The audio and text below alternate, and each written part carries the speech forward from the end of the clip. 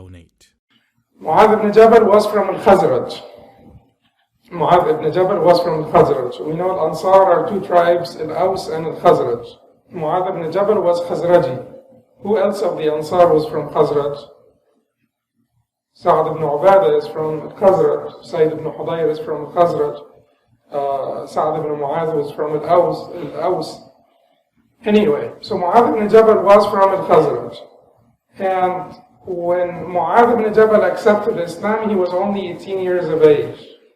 He was only 18 years of age. When the Prophet ﷺ sent him as a qadi to Al-Yaman, he was 28 years old. He was Qadi Rasulullah in Yemen. He was the judge acting, on behalf of the Messenger of Allah ﷺ in Yemen, the Prophet's agent in Yemen, at age 28. But like I said, they were prepared for this by the Messenger of Allah ﷺ. 28 nowadays would not be able even to run his home,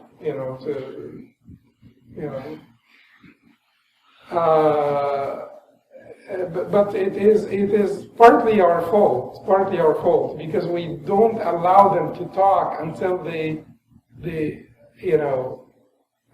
talk back to us. We don't really train them early on to say what they want to say until they just explode and say it. It comes out, But we should train them from very early on to have self-respect and self-confidence from very early on, without rudeness. But anyway, so Muadh ibn Jabal was 18 when he accepted Islam. At age 28, the Prophet ﷺ sent him as a qadi to Al-Yaman. The Prophet ﷺ said, as Imam Ahmad reported from Anas, أعلم أمتي Muadh أعلم أمتي بالحلال والحرام. Muadh is the most knowledgeable of my ummah concerning halal and haram. And Umar ibn Khattab used to refer matters of fiqh to him.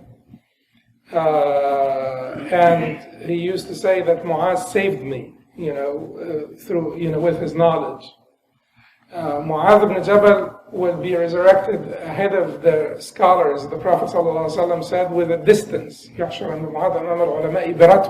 He will be resurrected ahead of the scholars with a distance, meaning that people will be also part of the factors that were going to, the seating on the Day of Judgment around how the Nabi sallallahu alaihi wasallam, his knowledge, the acquisition of knowledge. And Muadh ibn Jabal died of plague in Sham, Ta'un Amwas in Sham, about the year 18 after the hijrah of the Prophet sallallahu alaihi wasallam.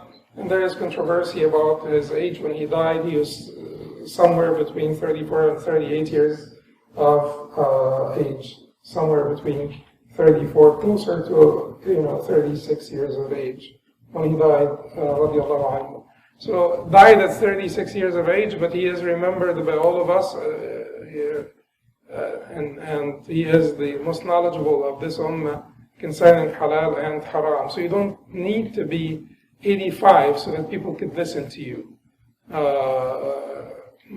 Because when we do this, we're actually dwarfing all of the talents, and we're dwarfing all of the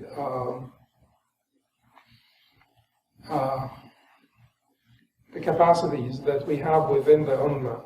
The youth have a lot of capacity to do a lot of good. And the Prophet ﷺ was able to capture all of this good energy and all of those talents and put them to use.